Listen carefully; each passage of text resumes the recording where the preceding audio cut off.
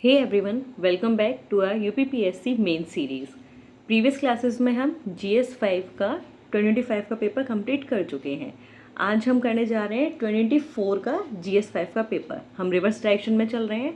आपको ऑलरेडी पता है कि मैं जीएस 5 अभी क्यों करवा रही हूँ, क्योंकि नया पैटर्न आया था तो 2023 से स्टार्ट हुआ है ये।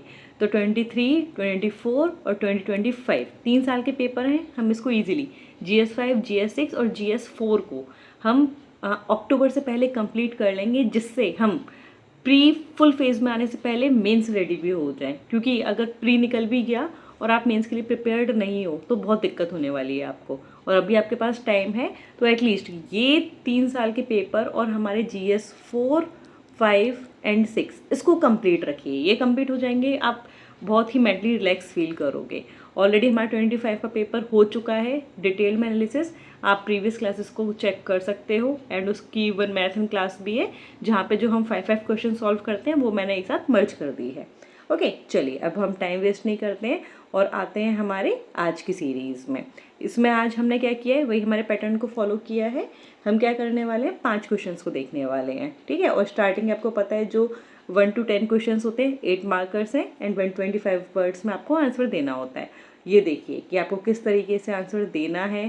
क्रिस्प वाला पॉइंट मैंने दे रखा है जो आप अपने नोट्स में लिख सकते हो, आपके लास्ट टाइम में रिवीजन के लिए बहुत हेल्पफुल होंगे। चलिए, क्वेश्चन नंबर 1। मैंने लास्ट क्लास में ये भी बोला था कि पिछली क्लास में मैंने क्वेश्चन में हाईलाइट करके दिया था कि अच्छा कल्चरल सिग्निफिकेंस पूछा है प्रयागराज का एंशिएंट इंडिया के टर्म्स में। तो वो मैंने हाईलाइट करके दिया था हर एक क्वेश्चन में कि आपको मुझे सिखाना था। बट मैं आपको स्पून फीडिंग नहीं करवाने वाली हूँ। एक क्लास में मतलब एक पूरा का पूरा पेपर सॉल्व किया, आपको समझ में आया होगा क्वेश्चन को किस तरीके से हमें देखना है। तो आज हम क्या करेंगे, क्वेश्चन को समझना स्टार्ट करेंगे। मैं बताऊंगी, धीरे धीरे प्रैक्टिस में क्या हो जाएगा आपको आ जाएगा। बिकॉज एग्जाम तो आपको ही देना है ना, आपका दिमाग एक्टिव होना चाहिए। अच्छा क्वेश्चन में पूछा क्या जा रहा है, क्वेश्चन की डिमांड क्या है, आंसर हमें उसी बेसिस पे देना है। हमेशा याद रखो, हमारे पास ना उतना टाइम होता है ना ही उतने वर्ड्स हैं कि आप लिख दोगे, कि आपको जितना आता सब लिख दोगे। नहीं, आपको वही 125 वर्ड्स में, ये 8 मार्क्स के क्वेश्चन में आपको टाइम भी उतना ही होगा कि आप उतना ही लिख पाओगे।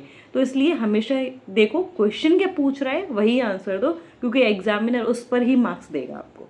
चलिए अब टाइम वेस्ट नहीं करते, क्वेश्चन देखते हैं। क्वेश्चन नंबर 1 क्या बोल रहा है, डिस्क्राइब द, तो पहली चीज़ डिस्क्राइब करनी है हमें, क्या, कल्चरल सिग्निफिकेंस किसका, प्रयागराज का एंशिएंट इंडिया में। तो सीधे प्रयागराज पे क्वेश्चन है। अगर आपको ध्यान हो एंड होना चाहिए ही कि 2025 के क्वेश्चन में हमने क्या देखा था कि जो हमारे रीजंस थे, लाइक हमसे महाकुंभ के बारे में भी पूछा गया था, है ना, माघ मेला वगैरह हमने पढ़े थे। तो प्रयागराज भी क्या इंपॉर्टेंट रीजन है जिसके बारे में हमें पता होना चाहिए। चलिए देख लेते हैं अब, है ना, कि आपको इस क्वेश्चन में क्या क्या लिखना है। तो देखो प्रयागराज का कल्चर सिग्निफिकेंस पूछे ना, तो ये देखो वो सेक्रेड कॉन्फ्लुएंस है। हमने पढ़ा था ये प्रयागराज कुंभ वाले टाइम पे जब हम कुंभ वाला क्वेश्चन डिस्कस कर रहे थे, इसलिए आपको इजी लगेगा कि प्रयागराज क्या है, सेक्रेड कॉन्फ्लुएंस है और सिविलाइजेशन का सेंटर रहा है। अब हमें इसके बारे में कहाँ कहाँ से पता चलता है, तो आपको ये बताना पड़ेगा कि वैदिक में हमें प्रयाग ट्रेडिशन के बारे में मेंशन है, एपिक पुराणिक जो हमारे वो ट्रेडिशन है वहाँ पे भी हमें तीर्थ के बारे में पता चलता है कि एक मतलब बहुत ही सेक्रेट तीर्थ था, इसकी सेक्रेट ज्योग्राफी है, वही त्रिवेणी संगम ना कि नदियाँ आके मिल रही हैं तो लोगों के लिए बहुत पवित्र स्थान है। बुद्धिस्ट का एंशिएंट सेटलमेंट और कल्चरल इंटरेक्शन देखने को मिलता है। गुप्ता पीरियड का भी हमें रेफरेंस देखने को मिलता है, पॉलिटिकल कल्चरल इंपॉर्टेंस है इसकी। मुगल पीरियड में आपको पता है इलाहाबाद अकबर के टाइम पे भी कितना रेलिवेंट था, है ना। और फिर हमारा जो मेन पार्ट है कुंभ, इसको तो आपको लिखना ही लिखना है कि ये हमारा क्या है, एंशिएंट कल्चरल ट्रेडिशन ही तो है जो चलता आ रहा है। वही जो कुंभ का आपको याद रखना है कि क्या था, वही जो पिक्चर था हमारा अमृत वाली जो स्टोरी है, ठीक है, कि अमृत निकला था, तो वो कहाँ से है, कुंभ वाले ट्रेडिशन, मतलब कुंभ का ट्रेडिशन उससे रिलेटेड है ना। तो ये आपको ध्यान रखना है कि यहाँ पे आप कल्चरल ट्रेडिशन बता रहे हो। अब सिग्निफिकेंस देखेंगे, कल्चरल सिग्निफिकेंस क्या है, तो ये त्रिवेणी संगम ऊपर ही डिस्कस कर लिया, हमें पता है कि सिग्निफिकेंस हम यही बताएंगे कि गंगा यमुना और जो मिथिकल सरस्वती है वो वहाँ पे कॉन्फ्लुएंस होती है आके। तीर्थ ट्रेडिशन मेजर सेंटर है पिलग्रिमेज का। पुरानिक सिग्निफिकेंस मतलब यही जो अभी देखा है ना, सेक्रेट प्लेसेस हैं, यहाँ से एसोसिएटेड हैं काफ़ी, इसलिए लोग वहाँ पे पिलग्रिमेज के लिए भी जाते हैं। कुंभ ट्रेडिशन हमारा, जहाँ पे इतने सारे लोग आके इकट्ठा होते हैं हमारे, है ना। लिटरेरी ट्रेडिशन आप देखोगे तो कई सारी हमें जो रिलीजियस लिटरेचर है उसमें मेंशन है प्रयाग के बारे में, एंशियंट हो चाहे मिडिवल हो। कल्चरल कंटिन्यूटी मतलब एंशियंट टाइम से चली हुई आ रही है एंड अभी तक क्या है हम उसको फॉलो कर रहे हैं। एक सबसे बेस्ट एग्जाम्पल है कुंभ ट्रेडिशन। तो कीवर्ड्स क्या है आपके आंसर में, ये आपको चाहिए ही चाहिए जब भी आप आंसर दे रहे हो कि प्रयागराज वाला अगर कोई भी आंसर है, संगम, तीर्थ, लिटरेचर, पिलग्रिमेज और कल्चरल कंटिन्यूटी, ये वर्ड्स आने ही चाहिए। ये वर्ड मिस तो मार्क्स भी मिस। ओके, ध्यान रखिएगा। चलिए अब डिटेल में हम इस वाले आंसर को देख लेते हैं। तो आप स्टार्ट करोगे प्रयागराज क्या है, मतलब हिस्टोरिकली इसको प्रयाग भी बोला जाता था, मतलब बोला गया है। और ये क्या बहुत एक इम्पॉर्टेंट पवित्र जगह है, सेक्रेड सेंटर है हमारे नॉर्थ इंडिया का। इसका जो सिग्निफिकेंस है वो किसकी वजह से मिली, जो हमारा संगम है उसके लिए, कि गंगा यमुना सरस्वती का जो कॉन्फ्लुएंस हो रहा है, इसलिए क्या है बहुत ही सेक्रेड ज्योग्राफी है इसकी, बहुत ही इंपॉर्टेंट है, रेलिवेंट है। अब हमें इसके बारे में कहाँ से पता चल रहा है, तो अभी हमने ऊपर पॉइंट्स में देखा। वैदिक ट्रेडिशन में हमें पता चलता है कि जैसे रिचुअल प्रैक्टिसेस हैं जो रिवर से कनेक्टेड है उसके बारे में, सेक्रेड कॉन्फ्लुएंस है, वही चीज़ें हैं ना, उन्हीं वर्ड्स को यूज़ कर रहे हैं बार बार।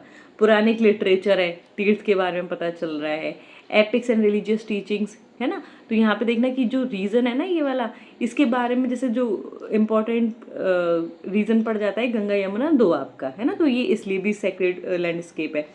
एंशियंट पिलग्रिमेज ट्रेडिशन, तो बाथिंग एंड मतलब आप कुंभ में भी क्या होता है, गंगा स्नान ही तो करते हैं ना मेनली, तो बाथिंग होती है, रिलीजियस राइट्स परफॉर्म करते हैं। तो ये क्या है, मतलब इसके इंपॉर्टेंट पॉइंट्स हैं जो हमें देखने को मिलते हैं, हमारे रेफरेंसेस मिलते हैं हमें एंशियंट ट्रेडिशन में। कल्चर सिग्निफिकेंस, तो ये सेक्रेड ज्योग्राफी है, सेंटर ऑफ पिलग्रिमेज है। रिलीजियस फेस्टिवल्स, यहाँ पे आप कुंभ मेला लिखोगे एग्जाम्पल में। लिटरेरी सिग्निफिकेंस, तो कई सारी चाहे हमारे रिलीजियस हो या लिटरेरी ट्रेडिशंस हो, हमें देखने को मिलता है कि क्या है, कल्चरल आइडेंटिटी रही है प्रयागराज की एंशियंट टाइम से। कल्चरल इंट्रैक्शन देखोगे तो वही अलग अलग क्या है, जैसे हमने देखा कि बुद्धिस्ट ट्रेडिशन भी मिल रहा है हमें, ठीक है, गुप्ता फेस के बारे में भी पता चल रहा है। तो अलग अलग कल्चर्स है ना, जो आपस में इंटरेक्ट कर रहे हैं, अलग कम्युनिटीज़ हैं, अलग ट्रेडिशन है, तो इस पॉइंट को बताओगे।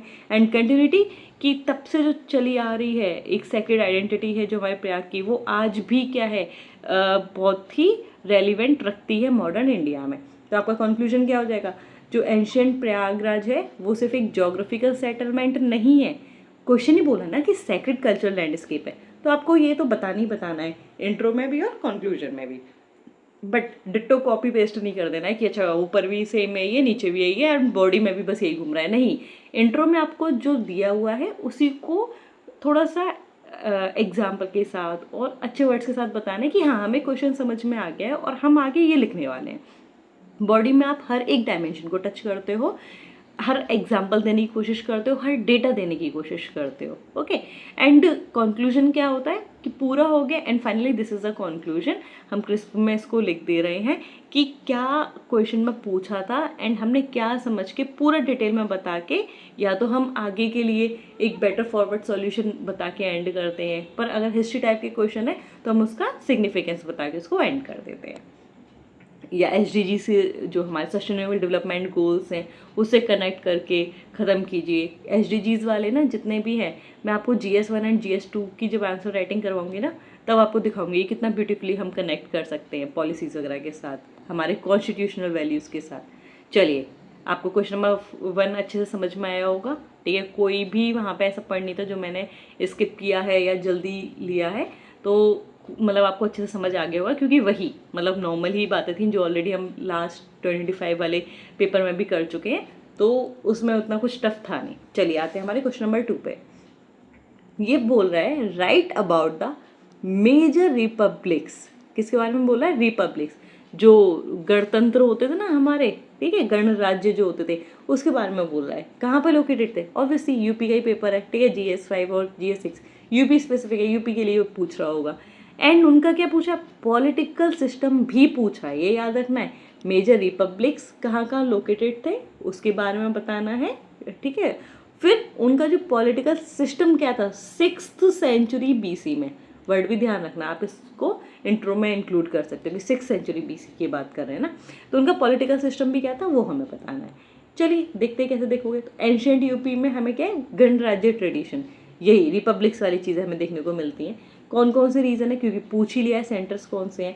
अब देखो मैं इसके लिए बताऊँ, जब भी करो ना तो यहाँ पे यूपी का मैप जरूर बताओ और यहाँ पे जो जो लोकेशन है उसको मेंशन कर दो, ये बहुत ज़रूरी होता है। मैंने नीचे मैप दिया हुआ है तो वो अभी मैं आपको दिखा दूंगी, इसलिए मैं और ज़्यादा डिटेल में यहाँ पर नहीं जा रही हूँ।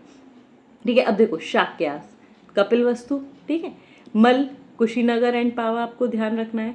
कोलिया हमारा ईस्टर्न हिमालयन फुटहिल्स पे देखने को मिलता है। पॉलिटिकल सिस्टम के बारे में अगर देखें तो क्या था, गणराज्य है ना, मतलब वो लोग आपस में इंटरेक्ट कर रहे हैं, असेंबलीज है, मतलब राजा नहीं है, मोनार्की नहीं है, मतलब कुछ लोगों का ग्रुप है, ठीक है, जो क्लैन बेस्ड भी है। ठीक है, तो हम यहाँ पे क्या देख रहे हैं, असेंबली बेस्ड गवर्नेंस है। लीडरशिप कैसी है, इलेक्टेड या सिलेक्टेड चीफ्स हैं हमारे पास। डिसीजन मेकिंग, डिस्कस कर रहे हैं, डेलिब्रेट कर रहे हैं, तब डिसीजन ले रहे हैं, तो क्या है, कलेक्टिव डेलिब्रेशन है। अब देखो पॉलिटिकल फीचर्स क्या बताएंगे, जो गण या संघ है ये क्या है, कलेक्टिव पॉलिटिकल ऑर्गेनाइजेशन है। असेंबली क्या कर रही है, डेलिब्रेट कर रही है, डिसीजन मेकिंग कर रही है। चीफ कौन होता है, हेड ऑफ रिपब्लिक है। और क्लैन बेस्ड पार्टिसिपेशन है, मतलब मोस्टली अगर देखेंगे तो आपको क्षत्रियाज ही देखने को मिलेंगे, है ना, इस वाले पार्ट पे। तो पॉलिटिकल राइट्स कंसर्न है अमंग रूलिंग क्लैंस, जो रूल कर रहे हैं उन्हीं के पास ही क्या है, पॉलिटिकल राइट्स हैं। कलेक्टिव डिसीजन लिया जाता है, पर हाँ ये याद रखना कि कलेक्टिव डिसीजन है, पर आज वाली डेमोक्रेसी नहीं है, क्योंकि वहाँ पे मैंने क्या बोला, क्लैन बेस्ड है। आज वाली जो हमारी मॉडर्न डेमोक्रेसी है उसमें सबको हक है ना, सबका पार्टिसिपेशन होता है, बट तब क्या था, लिमिटेड पॉलिटिकल पार्टिसिपेशन था। आते हैं कीवर्ड आंसर में जो आपको लिखने चाहिए, तो गणराज्य में आप क्या क्या लिखोगे, मीन्स रिपब्लिक में असेंबली है, कलेक्टिव रूल है, क्लैन का पार्टिसिपेशन है, डेलिब्रेशन है, but it's not equivalent for the with the modern democracy, ये भी आपको मेंशन करना पड़ेगा। अब देखो इंट्रोडक्शन आप कैसे रखोगे, कि जो 6th सेंचुरी BC है वहाँ पे क्या हुए थे हमारे, क्योंकि आपको याद होगा ना जब हमने मौर्याज वाला पार्ट पढ़ा था कि आयरन की डिस्कवरी हो रही थी, तो वो वाला टाइम पीरियड चल रहा है ये मेनली। तो 6th सेंचुरी BC में क्या हुआ था कि कई सारे जो महाजनपद और जो रिपब्लिकन क्लैन थे ना वो उभर के आ रहे थे। अब क्या हुआ, प्रेजेंट डे ईस्टर्न यूपी की बात करें तो ये हमारा क्या था, एक इम्पॉर्टेंट रीज़न बन गया था इस पॉलिटिकल डेवलपमेंट का। ओके, लेट मी क्लियर, शायद मैंने अभी ये बोला कि मॉडर्न रीजन के टाइम पे, तो उसके बाद वाले टाइम पे बोल रही हूँ, जब मॉडर्न रीजन वीक हो गया उसके बाद क्या हुए थे कि जो मतलब बाद वाले जो थे वो वीक रूलर्स थे, ठीक है। फिर और उसके बाद हमारे पास ट्रेड वगैरह काफ़ी अच्छा हो चुका था उस टाइम पे ना, तो डिस्कवरीज हो गई थी काफ़ी कि हम वेपन्स वगैरह बना रहे थे, खेती वगैरह हमने शुरू कर दी थी क्योंकि आयरन एज आ गई थी, तो टूल्स थे हमारे पास, तो इसलिए ये बोला मैंने कि महाजनपद इमर्ज हो रहे थे, ठीक है। तो कंफ्यूजन मत होइएगा, मेरा कहने का मतलब ये था कि उस दौर के बारे में बात है, ठीक है, इस तरीके से समझिएगा, ठीक है। अब हम देखते हैं कि मेजर रिपब्लिकन जो हमारे एरियाज थे वो कौन कौन से थे, तो याद रखना शाक्यास, कोलिया, मल, है ना, ये आपको याद रखना कि आप ऐसे डायग्राम में मेंशन करोगे तो आपको मार्क्स एक्स्ट्रा मिलेंगे, ठीक है। चलिए अब हम देख लेते हैं शाक्यास, तो इनका जो सेंटर था वो क्या था, कपिलवस्तु। और ये जो शाक्यास है ये मोस्टली रिलेटेड है बुद्धिस्ट ट्रेडिशन से, क्योंकि जो गौतम बुद्ध हैं ये खुद किससे बिलोंग करते हैं, शाक्या क्लैन से, ठीक है। अब मल के बारे में बात करते हैं, तो इसके लिए इंपॉर्टेंट सेंटर्स आपको याद रखने कौन से, कुशीनगर एंड पावा, ओके। कोलियास के बारे में बात करते हैं, ये भी इम्पोर्टेंट हमारा क्लैन था, रिपब्लिकन क्लैन था, किस एरिया में, ईस्टर्न हिमालयन गंगा रीजन में। और इनके क्या थे, क्लोज रिलेशन थे किसके साथ, शाक्यास के साथ। ये देखो आपस में आसपास है ना ये, तो जब ये आसपास है तो इनके क्या होंगे, इंटरेक्शन भी होगा। चलिए आगे देखते हैं। अब पॉलिटिकल सिस्टम कैसा था, ऑलरेडी मैं बता चुकी हूँ, मतलब ये इतना कुछ हाई फाई साइंटिफिक चीज़ें नहीं है, जो ऊपर पॉइंट्स बताए हैं वही यहाँ पे अब डिटेल में मैंने लिखे हैं। कि गण संघ है कि पावर क्या थे, जो कई मतलब कुछ मेंबर्स जो इकट्ठा होते थे वो कलेक्टिवली एक्सरसाइज करते थे rather than a king only, है ना, कि मोनार्क नहीं है, कुछ लोग हैं जो कि कलेक्टिवली पावर को एक्सरसाइज करेंगे। असेंबली होती थी जहाँ पे मैटर डिस्कस किए जाते थे। चीफ होता था, चीफ था बट जो पावर थी वो कलेक्टिव इंस्टीट्यूशन के पास थी। डेलिब्रेशन, असेंबली में डिस्कशन होगा, डेलिब्रेशन होगा, और वो कलेक्टिव डिस्कशन पे आते थे, प्रोसीजर को फॉलो करते थे। क्लैन बेस्ड पार्टिसिपेशन मैंने बताया कि जो रूलिंग क्लास होती थी उसका ही ज़्यादा पार्टिसिपेशन होता था, तो मोस्टली कौन थे हमारे, क्षत्रियास क्लैन। इसलिए जो आज की जो मॉडर्न यूनिवर्सल डेमोक्रेसी उसके साथ इक्विवेलेंट में मत लाना कि उसके साथ बराबरी कर दो। फेडरल और ओलिगार्की कैरेक्टर वही अभी बताया कि ओलिगार्की है, मोनार्की नहीं है। फिर आते हैं ओलिगार्की मीन्स कुछ लोग इकट्ठे हैं, तो मतलब 5, 6, 10, 15, कुछ लोग हैं, पावर सिर्फ एक के हाथ में नहीं, एक के हाथ में तो मोनार्की, कुछ लोगों के हाथ में तो ओलिगार्की। सिग्निफिकेंस क्या है, ये डेमोन्स्ट्रेट कर रहा है क्या, existence of non monarchial political tradition. ऐसा नहीं कि सिर्फ राजा राजा सिस्टम था, नहीं, एंशिएंट इंडिया में हमारे नॉन मोनार्कियल इंस्टीट्यूशंस भी थे। ये एक ऐसा एनवायरनमेंट था जहाँ पे डिबेट हो रही है, डेलिब्रेशन में कलेक्टिव डिसीजन लिए जा रहे हैं, ये देखो। और ये जो ट्रेडिशन है ये हमारा कहाँ पे, जो ईस्टर्न यूपी है, खासकर एशियंट यूपी और जो गैंगेटरी रीजन है वहाँ पे क्या है हमें देखने को मिलता है ना। अब कंक्लूजन आप कैसे लिखोगे, जो रिपब्लिकन पॉलिटिक्स है हमारी एंशियंट यूपी की, द रिपब्लिकन पॉलिटीज है ना, एंशियंट यूपी इलस्ट्रेट्स। अच्छा, ये वो वाला पॉइंट बता रहे हैं कि हमारा जो इवोल्यूशन है वो सिर्फ ऐसा नहीं है कि राजा वाले टाइम में हुआ है, मतलब एक्सक्लूसिवली मोनार्कियल नहीं है, हमारे पास कलेक्टिव डिसीजन मेकिंग होती थी, असेंबली बेस्ड गवर्नेंस हुआ करता था, ठीक है, हमारे 6th सेंचुरी BC में। तो ये आपको पूरा आंसर है, अच्छे से आपको समझ में आ गया होगा। चलते हैं हमारे नेक्स्ट क्वेश्चन पे। क्वेश्चन नंबर 3, देखो ये भी हमने 25 क्वेश्चन में देखा था जब हम रिवॉल्ट्स के बारे में बात कर रहे थे। 1857 का रिवॉल्ट के बारे में जब पूछा गया था, वहाँ पे भी तालुकदार के ऊपर हमने पॉइंट लिखा था। तो मैंने क्या बोला था, जब भी आप कोई भी टॉपिक पढ़ो तो हर एस्पेक्ट को कवर करो। अगर आपने 1857 रिवॉल्ट कर रहे हो ना, तो उसको जिन्होंने रिवॉल्यूशन लेड किया, ठीक है, उनके एंगल से देखो, कॉमन लोगों के एंगल से देखो, विमेन के एंगल से देखो, तालुकदार के एंगल से देखो, ठीक है, एंड ब्रिटिशर्स के पर्सपेक्टिव से देखो, क्योंकि आपको हर एंगल को टच करोगे ना तो आपके नोट्स बन गए, आपकी डिटेल स्टडी हो गई, आपको मतलब ये नहीं है कि अच्छा क्वेश्चन क्या आ सकता है, आप खुद ही अभी इतनी प्रैक्टिस कर लो। तो देखो वहाँ पे हमने देखा कि 1857 रिवॉल्ट से आया है, अब यहाँ पे तालुकदार के ऊपर ही डायरेक्ट क्वेश्चन था। चलिए देखते क्वेश्चन क्या बोला है। What was the policy of the British government towards the taluqdars of Awadh after the revolt of 1857। बोल रहे हैं कि, एक सेकंड मैं इसको ले लेती हूँ, ओके। पॉलिसी बोल रहे हैं किसकी, ब्रिटिश गवर्नमेंट की, किसके लिए, तालुकदार्स, कहाँ के, अवध के, ठीक है। जब 1857 का रिवॉल्ट हो गया उसके बाद, क्यों, ये क्वेश्चन क्यों है नॉर्मली आप अगर ध्यान दोगे तो, कि क्या किया था इन्होंने, बेगम हजरत महल का साथ दिया था, है ना, उस टाइम पे। तो ये क्या हुआ था, इनके अगेंस्ट में क्या किया, पहले तो ब्रिटिशर्स बहुत गुस्से में आ गए कि अच्छा आपने उनका साथ दिया, मतलब आप हमारे अगेंस्ट में चले गए, तो बहुत ही बुरा बिहेवियर था। पर उनको धीरे धीरे समझ में आया कि अगर हमें कंट्रोल करना है तो हमें किसी एक सेक्शन ऑफ सोसाइटी को अपने साथ मिलाना होगा। तो पहले बहुत हार्श स्टेप्स लिए गए, इनकी जो लैंड थी उसको कॉन्फिस्केट कर लिया गया, छीन लिया गया। बट बाद में क्या किया गया, इनके साथ थोड़ी सी दोस्ती निभाई गई, क्योंकि इनको पता था ना कि इंटरमीडिएटरीज है ये, ठीक है, लैंड रेवेन्यू कलेक्ट कराएंगे, ये हमारे साथ रहेंगे, तो जो कॉमन पीपल और हैं उनको ये खुद ही दबा देंगे, है ना। तो इनको थोड़ा सा साथ में रखो, इनको प्रॉफिट दो, तो हम सेफ रहेंगे। तो उन्होंने ये माइंड गेम चला था। चलिए अब देखते हैं कि आंसर में आपको क्या क्या लिखने हैं पॉइंट्स। तो देखो, अवध तालुकदार से फ्रॉम कॉन्फिस्केशन टू कॉन्सिलिएशन। सबसे पहले रिवॉल्ट में हम देखेंगे कि इन्होंने क्या किया, रिबेलियन का साथ दिया इन्होंने, कई लोगों ने। तो इनिशियल पॉलिसी क्या गई, अब इनको गुस्सा आया तो उन्होंने कहा कि अच्छा तुमने इनकी हेल्प की तो हम आपकी जो लैंड्स हैं उसको हम कॉन्फिस्केट कर लेंगे। पर आया क्वींस प्रोक्लेमेशन, यहाँ पे इन्होंने समझ में आया, इन्होंने बोला कि नहीं हम कॉन्सिलिएट करके चलेंगे हमारे तालुकदार्स के साथ, इनको हम अपने साथ लेके चलेंगे। तो लॉयल तालुकदार्स को बोला कि रिवॉर्ड दिया इनको, इनकी जो प्रॉपर्टी थी, लैंड थी, वो इनको वापस कर दी गई। सनद मतलब वापस कर रहे हैं तो एक रिकॉग्निशन होगा प्रॉपर्टी राइट्स का, ठीक है, मतलब मेंशन होगा वहाँ पे, वो दी गई। रिजल्ट क्या हुआ, एक लैंडेड एरिस्टोक्रेसी बन गई हमारी। मतलब आगे चल के यही क्या हुआ कि मतलब लैंड इकट्ठी होती गई इनके पास, वो आगे दिक्कत हुई हमारे। अब देखते हैं पॉलिसी शिफ्ट कैसे हुई, मतलब जो हमारा क्वेश्चन है कि रिवॉल्ट हुआ, प्यूनिटिव अप्रोच लिए गए, फिर उन्हें समझ में आया कि इनसे हमें फ़ायदा है, तो पॉलिटिकल यूटिलिटी का रियलाइजेशन हुआ।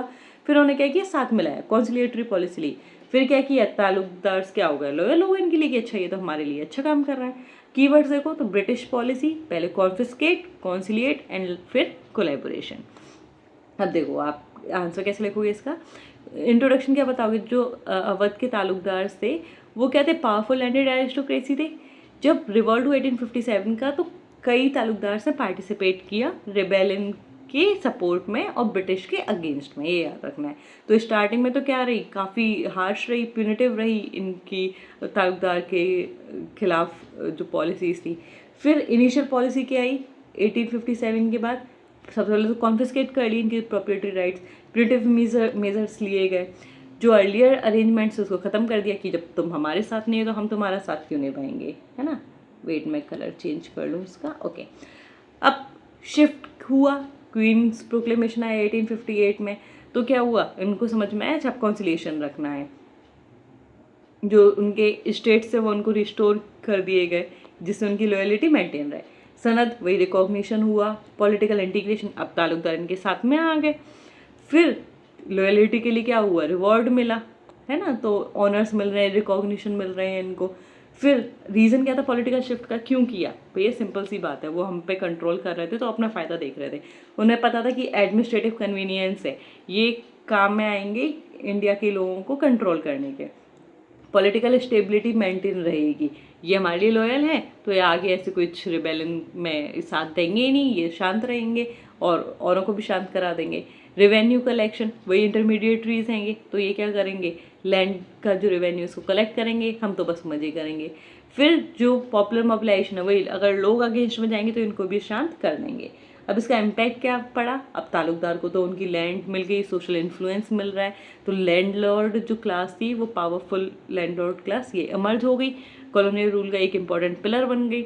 जो ये वाली पॉलिसी थी, इन्होंने ब्रिटिश का कंट्रोल जो रूरल सोसाइटी थी अवध की उस पर क्या कर दिया, कंट्रोल को स्ट्रेंथन कर दिया और मजबूत कर दिया। तो इसका कंक्लूजन आप क्या लिखोगे कि जो ब्रिटिश की पॉलिसी थी वो स्टार्टिंग में तो हार्श थी, प्यूनिटिव कॉन्फिस्केशन था, पर बाद में क्या हो गया, पॉलिटिकल कॉन्सिलिएशन। तो जो उन्होंने क्या किया, ट्रांसफॉर्म कर दिया जो उनकी अप्रोच थी।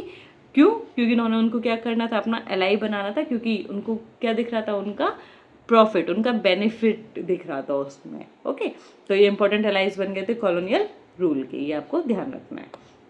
आते हैं हमारे नेक्स्ट क्वेश्चन पे, question number 4, critically examine the efforts of the state government.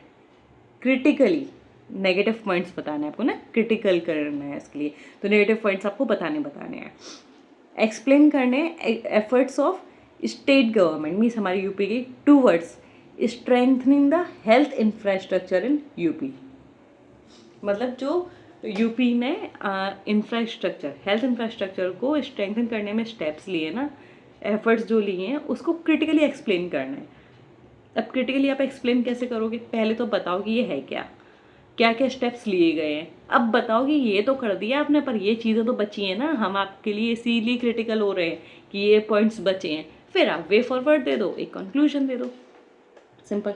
अब आते हैं कि आंसर कैसे फ्रेम करना है। तो अब देखो यूपी के हेल्थ इंफ्रास्ट्रक्चर पे क्वेश्चन है, तो हेल्थ इंफ्रास्ट्रक्चर को क्या किया है, मतलब नॉर्मली आप खुद भी सोच के देखो, है ना, अगर आप नॉर्मली मतलब अगर सर्विस में हो, है ना, तो आप क्या करोगे, सबसे पहले एक्सपेंड करोगे चीज़ों को कि एक जगह ना रहे बढ़े, एक्सपेंशन हो, लोग उसको एक्सेस कर पाए एंड वो क्वालिटी दे। ऐसा नहीं है कि सिर्फ नाम के लिए बट क्वालिटी नहीं है, इस पर ध्यान देना है। तो अब देखो क्या है, मेडिकल कॉलेजेस को बढ़ाना है, डिस्ट्रिक्ट हॉस्पिटल्स को स्ट्रेंथन किया है, जो प्राइमरी केयर्स हैं, जो आयुष्मान आरोग्य मंदिर हो गए, हेल्थ एंड वेलनेस सेंटर्स हो गए, उनको भी बढ़ाना है, उस पर ध्यान देना है। अब ये तो आपने एरिया बढ़ा दिए बट डॉक्टर नर्सेज, ठीक है, ये लोग भी तो चाहिए आपको, तो वहाँ पे जो हमारे डॉक्टर पैरामेडिकल स्टाफ है वो उस पर भी फोकस किया है, ठीक है, और भी हमें करना है। डिजिटल हेल्थ, टेलीमेडिसिन, फिर पब्लिक हेल्थ, यहाँ पे हम मोस्टली मैटरनल चाइल्ड और जो डिसीज़ को कंट्रोल करना है उस पर फोकस करते हैं। एफर्ट्स क्या क्या लिए गए हैं, ये वाला जो एफर्ट्स वाला पार्ट है ना, तो जब हमारा बजट और सर्वे आ जाता है ना, तब हम क्या करते हैं, वहाँ से पॉलिसीज़ को देख लेते हैं कि अच्छा कौन कौन सी चल रही है मेनली, बाकी और जो करंट अफेयर्स में आता है हम उधर से इंक्लूड करते हैं। तो आप इसकी टेंशन मत लीजिएगा, जब हमारा प्री हो जाएगा और हम मेंस स्पेसिफिक जाएंगे तब मैं आपको सिंपल 1-2 पेज में, जैसे हम हमारे 1 पेज नोट्स चला रहे हैं ना प्रीलिम्स के लिए, आपने देखे होंगे, आई एम होपिंग, अगर नहीं देखे तो आप प्लेलिस्ट में जाके चेक कर सकते हो कि हमने एंशिएंट हिस्ट्री कंप्लीट कर दिया। 1 पेज में ही आपको पूरे के पूरे नोट्स हैं जो काम के हैं ना, जहाँ से क्वेश्चंस बनते हैं वो दिए गए हैं। सेम पॉलिटी वाली क्लासेस चल रही हैं अभी, हमने मेजर चंक कंप्लीट कर दिया है, हमारा कॉन्स्टिट्यूशनल अमेंडमेंट तक कंप्लीट हो चुका है। तो उसको सेम उसी लाइन पर ही मैं क्या करूँगी कि जो हमारी स्कीम्स है एजुकेशन से रिलेटेड, हेल्थ से रिलेटेड, वो भी प्रोवाइड करवा दूँगी, है ना। तो वो वैल्यू एडिशन हम कब करेंगे, हमारे प्री होने के बाद में, एंड मेनली जब हमारा बजट एंड सर्वे आ जाएगा तो वहाँ से हमारा और अपडेशन हो जाएगा। चलिए, तो हमने क्या क्या एफर्ट्स लिए हैं, हमने मीन्स गवर्नमेंट ने 1 डिस्ट्रिक्ट 1 मेडिकल कॉलेज, जो डिस्ट्रिक्ट हॉस्पिटल्स हैं उनको अपग्रेड किया है, जो प्राइमरी हेल्थ सेंटर्स हैं, कम्युनिटी हेल्थ सेंटर्स हैं, उस पर फोकस किया जाता है। आयुष्मान आरोग्य मंदिर खोले गए हैं कई सारे, मेडिकल एजुकेशन को एक्सपेंड किया गया। देखते हैं ना कि न्यूज़ में रहता है कि वो मेडिकल कॉलेज खुलते जा रहे हैं, सीट्स बढ़ रही हैं, ये सब तो है ना। अब इंफ्रास्ट्रक्चर में और भी चीज़ें चाहिए कि एम्बुलेंस हो, इमरजेंसी सर्विसेज हो, इस पर भी फोकस रहता है। Telemedicine and digital health, national health mission का इम्प्लीमेंटेशन ये भी हुआ है। क्रिटिकल डायमेंशन एक्सपेंशन है, बेटर एक्सेस हो रहा है, बट इंफ्रास्ट्रक्चर होने का मतलब आउटकम नहीं होता है। क्वालिटी को देखना, एक्चुअल एक्सेसिबिलिटी कितनी है वो मायने रखता है। अब देखिए, डॉक्टर स्पेशलिस्ट जो होते हैं हमारे, उन्हीं की शॉर्टेज, उन्हीं की कमी है, तो ऐसे कैसे काम चलेगा ना, डॉक्टर्स भी तो चाहिए हमें। फिर रूरल अर्बन डिस्पैरिटी देखने को मिलती है ना। रूरल वाले जो एरियाज़ हैं वहाँ पे उतने अच्छे इंफ्रास्ट्रक्चर एंड आउटकम्स नहीं है हमारे पास। अनइवन क्वालिटी है, क्वालिटी पे फोकस उतना कॉन्स्टेंटली हर जगह सेम नहीं है। इक्विपमेंट मेंटेनेंस करना, रिफरल सिस्टम गैप्स हैं हमारे पास, and most important out of pocket expenditure, लोगों को अपनी जेब से बहुत ज़्यादा देना पड़ रहा है। ये हमारे लिए ना काफ़ी बर्डन है, क्योंकि आप देखोगे तो जो मोस्ट ऑफ द पीपल है वो मतलब उतने ज़्यादा हाई रिच नहीं है ना, तो वो कैसे करेंगे, उनका जो सर्वाइवल देखेंगे या इस वाली चीज़ पे करेंगे। तो स्टेट की, हमारी गवर्नमेंट की रिस्पॉन्सिबिलिटी होनी चाहिए ना कि वो उस चीज़ को मैनेज करवाए, क्योंकि ये बेसिक नीड्स हैं हमारी। ओके, तो ये इस पर आपको ध्यान रखना है। आउट ऑफ पॉकेट एक्सपेंडिचर मतलब अपनी जेब से खर्चा काफ़ी जा रहा है। तो आपको क्या क्या वर्ड्स ध्यान में मतलब आंसर में लिखने हैं। यूपी हेल्थ रिफॉर्म के बारे में बात करनी है तो इंफ्रास्ट्रक्चर होना चाहिए, ह्यूमन रिसोर्सेज, ठीक है, मतलब वो तो बन गई बिल्डिंग, ठीक है, हॉस्पिटल बन गया, लोग तो हों उसमें, डॉक्टर नर्स तो हो, तो ह्यूमन रिसोर्स। अब डॉक्टर भी है बट वो डॉक्टर मिल रहा है सिर्फ पैसों वालों से, मान लो, तो ये तो एक्सेसिबिलिटी नहीं हुई ना। सबके लिए एक्सेसिबिलिटी करवाओ, अब वो मिल रहा है पर मान लो क्वालिटी नहीं दे रहा, बस सुन लिया बात खत्म। नहीं, क्वालिटी भी चाहिए ना, कि वो प्रॉपरली सुने एंड तब एनालाइज करके हमें प्रिस्क्राइब करे चीज़ें, तो ये ध्यान रखना है। चलिए, तो अब आंसर में आपको क्या लिखना है, इंट्रोडक्शन में लिखोगे कि यूपी में क्या है, लार्ज पॉपुलेशन है और मतलब अच्छी खासी रूरल पॉपुलेशन है जो फेस कर रही है हमारे किसको, accessible and quality health care को। इसलिए स्टेट गवर्नमेंट को क्या करना चाहिए, अपना फोकस रखना चाहिए, क्योंकि देखो क्वेश्चन पूछा था, क्रिटिकल एग्जामिन करना था, तो इसलिए हम इस तरीके से लेके जा रहे हैं कि हमारे पास पॉपुलेशन बहुत ज़्यादा है, उसमें भी खासकर रूरल पॉपुलेशन है जो कि चैलेंजेस फेस कर रही है किस में, accessible and quality health care को गेन करने में। स्टेट गवर्नमेंट को इसलिए फोकस करना चाहिए, मेडिकल इंफ्रास्ट्रक्चर को बढ़ाओ, जो ऑलरेडी हमारे सेंटर्स हैं उनको इम्प्रूव करो, क्वालिटी अच्छी करो, और ह्यूमन रिसोर्सेज को स्ट्रेंथन करो। गवर्नमेंट ने क्या क्या एफर्ट्स लिए जो हमने ऊपर देखे वही हम यहाँ पे डिटेल में बता देंगे कि मेडिकल कॉलेज काफ़ी ज़्यादा इंक्रीज़ करते जा रहे हैं, हर डिस्ट्रिक्ट में एक मेडिकल कॉलेज लाया जा रहा है, डिस्ट्रिक्ट हॉस्पिटल्स पे फोकस है, उसको अपग्रेड कर रहे हैं, अलग अलग काफ़ी अच्छे इंस्ट्रूमेंट्स लेकर आ रहे हैं, बेटर फैसिलिटीज़ प्रोवाइड करवा रहे हैं, है ना, diagnostic services, specialised care provide करवा रहे हैं। प्राइमरी हेल्थ केयर की बात करें तो आपने देखा होगा कि आपके आसपास ही ना आपको कई सारे मिल जाते हैं, primary health centres, community health centres, Ayushman आरोग्य मंदिर, जिससे क्या हो कि लोगों को हेल्थ डिलीवरी मिल सके। फिर वही maternal and child health care पे ज़्यादा फोकस है, क्योंकि चाइल्ड ही हमारा क्या है, आगे फ्यूचर है ना। तो अभी अगर हमने चाइल्ड को अगर अच्छे से नहीं किया तो इंडिया का फ्यूचर ही क्या हो जाएगा, वीक हो जाएगा, तो इन पे ध्यान देना जरूरी है। इमरजेंसी सर्विसेज लाइक एम्बुलेंस हो गया, रेफर सर्विसेज हो गई, उसको भी इम्प्रूव करना है। डिजिटल हेल्थ केयर, डिजिटल का ज़माना है, टेली मेडिसिन, मतलब डिजिटल के थ्रू आप वाइडर रीच ला सकते हो, है ना, तो इसको आपको लेके आना है कि मतलब जो रूरल अर्बन है या अंडर सर्व्ड एरियाज, उस जोग्राफिकल गैप्स को आप क्या कर सकते हो, फिल कर सकते हो डिजिटल हेल्थ केयर से। ह्यूमन रिसोर्सेज, भाई ये तो चाहिए ना, रिक्रूट करो, डिप्लॉय करो डॉक्टर्स को, नर्सेस को, पैरामेडिकल स्टाफ को, जो कम्युनिटी हेल्थ वर्कर्स हैं उनको। अब क्रिटिकल असेसमेंट कैसा है, अभी देखा, रूरल अर्बन डिस्पैरिटी है ना, and if possible provide recent data on these two. Okay, तो रूरल अर्बन डिस्पैरिटी है, जो स्पेशलाइज्ड और एडवांस्ड हेल्थ केयर जो होती है वो रूरल में उतने अच्छे से प्रेजेंट नहीं होती हैं। ह्यूमन रिसोर्स का गैप है, जो डॉक्टर्स हैं वो भी हाई और मतलब टीयर 1 टीयर 2 एरियाज़ में जाना पसंद ज़्यादा करते हैं, है ना, तो वो वाली चीज़ भी इशू है। क्वालिटी का कंसर्न है, सिर्फ फैसिलिटीज़ हैं, सिर्फ हॉस्पिटल्स हैं, डजेंट मैटर अगर वहाँ पे क्वालिटी नहीं मिल रही है हमें। तो इंफ्रास्ट्रक्चर मेंटेनेंस, आपने क्या कर दिया, एम्बुलेंस तो ले ली, बट वो एम्बुलेंस अगर ख़राब हो गई तो भाई उसको भी तो सही करवा दो। एक्सरे मशीन ले आए हो, ठीक है, आ गई, बट उसके बाद उसको रिपेयर भी करवाना है, उसका ध्यान भी रखना है, उस पर भी ध्यान देना है हमें मीन्स गवर्नमेंट को, है ना, हम ये सजेस्ट करेंगे। रिफरल गैप्स हैं, प्राइमरी सेकेंडरी जो टर्शियरी लेवल है ना, उनमें ही आपस में वीक कोऑर्डिनेशन है, जिससे क्या होता है जो हेल्थ सिस्टम है वो इफेक्टिव नहीं हो पा रही है सही से। प्रिवेंटिव हेल्थ केयर, हम क्या कर रहे हैं, कुछ दिक्कत हो गई तब डॉक्टर के पास जा रहे हैं, भाई पहले प्रिवेंट कर लो ना। तो ग्रेटर एम्फेसिस होना चाहिए पब्लिक की हेल्थ पे, न्यूट्रिशन पे, सैनिटेशन पे, डिसीज को प्रिवेंट करने पे, रादर देन कि उसको क्योर करो, पहले ही प्रिवेंट करो ना, तो इस पे भी फोकस होना चाहिए। तो हम वे फॉरवर्ड क्या देंगे, जो primary health care and preventive care है उसको स्ट्रेंथन कीजिए, रूरल डिप्लॉयमेंट करवाइए मेडिकल स्टाफ एंड पर्सनल का, डिजिटल हेल्थ एंड टेलीमेडिसिन को आपको इंटीग्रेट करना चाहिए क्योंकि वाइडर रीच मिलेगा।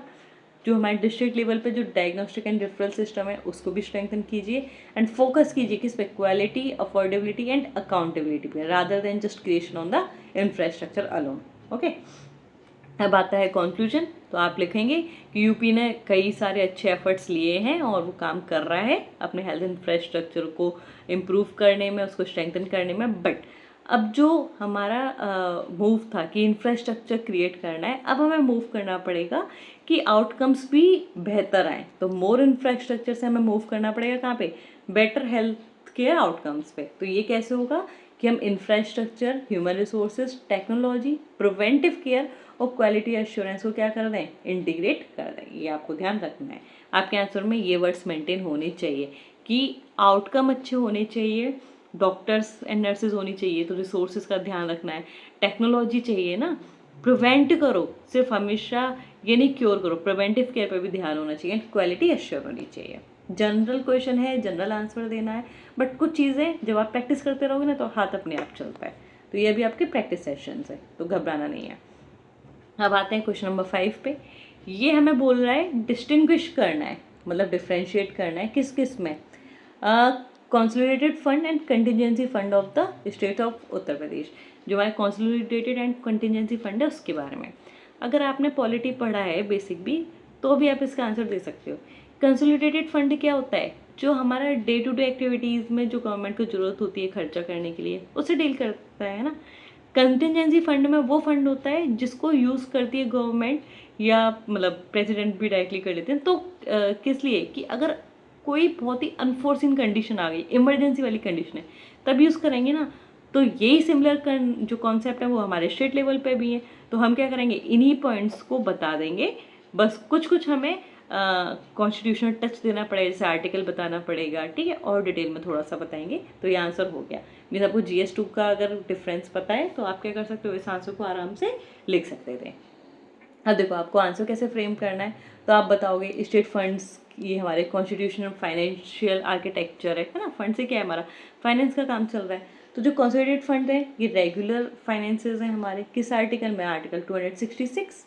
एंड जो कंटिजेंसी फंड है ये अर्जेंट एंड फोर्सिन एक्सपेंडिचर है, किस आर्टिकल में है, कॉन्स्टिट्यूशन के 267 में।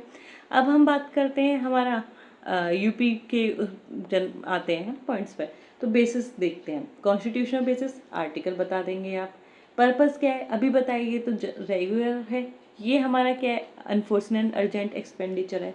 Late me take the pen, okay, है ना। रिसीप्ट्स, तो रेवेन्यू, लोन रिसीव, जो लॉन्स हो गया, लॉन्स की रिकवरी हो गया, उससे डील करता है। ये हम amount placed in the fund by law, ये याद रखना, क्योंकि ये अनफोर्सिन कंडीशन के लिए, इमरजेंसी आ गई उसके लिए। विड्रॉल कैसे होगा, मतलब प्रॉपर लेजिस्लेचर का ऑथराइजेशन चाहिए, मतलब वो बिल पास होते हैं ना कि हमें इसके लिए अमाउंट चाहिए, ये है ना, बजट वगैरह जब आता है तो वो वाली चीज़ें होती हैं। तो प्रॉपर लेजिस्लेटिव ऑथराइजेशन होता है यहाँ पे। अगर हम बात करेंगे यूनियन गवर्नमेंट की, तो वहाँ पे हमारे president, union government means union level पे प्रेसिडेंट एडवांस करते हैं, यहाँ पे advance by governor. Okay, nature वही, ये रेगुलर है, ये इमरजेंसी के लिए है।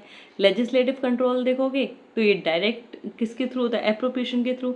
और ये हमारा क्या है, मतलब एकदम से अनफोर्सिन कंडीशन आई है ना, तो इसको क्या कर सकते हो आप, खर्चा कर सकते हो, बट इसका क्या चलेगा, रेगुलराइज करेंगे लेजिस्लेटिव अप्रूवल से। जब हाउसेज अभी मान लो कि सेशन में नहीं चल रहे थे, ठीक है, तब हमें खर्चे की एकदम जरूरत पड़ी तो ले लिया, बट जब सेशंस आ जाएंगे उसके बाद फिर इन पे क्या होगा, प्रॉपर डिस्कशन होगा, तो क्या होगा, लेजिस्लेटिव अप्रूवल होता है इस पर भी। एग्जाम्पल क्या है, सैलरीज हो गई, ठीक है, जितने भी जो हमारे लेजिस्लेचर्स हैं उनकी सैलरीज जा रही है, स्कीम्स के लिए खर्चा हो रहा है, इंफ्रास्ट्रक्चर पर जो खर्च कर रहे हैं इन सब के लिए। एंड ये तो हमारे क्या है, अर्जेंट एक्सपेंडिचर है, कुछ भी आ सकता है एकदम से।